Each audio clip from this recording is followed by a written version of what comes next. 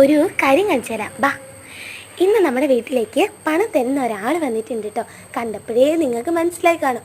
ഇതിന് സൂം ചെയ്തപ്പോഴാണ് എന്നെ കൊഞ്ഞണം കുത്തുന്നത് ഞാൻ കണ്ടത്.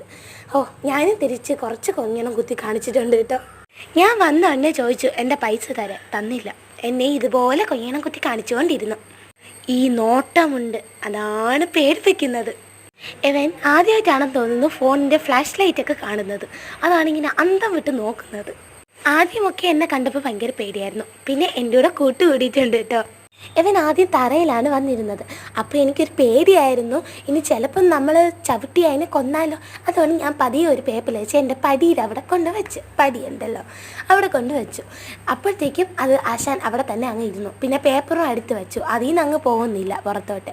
പിന്നെ കുറേ സമയം ഞാൻ ഇവനെ ഇങ്ങനെ സൂക്ഷ്മമായി നോക്കിക്കൊണ്ടിരുന്നു, ഒരു സൂക്ഷ്മദർശിനിയെ പോലെ. അങ്ങനെ നമ്മൾ രണ്ടുപേരും കൂട്ടുകൂടിയിട്ടുണ്ട്. അപ്പോൾ ബൈ ബൈ.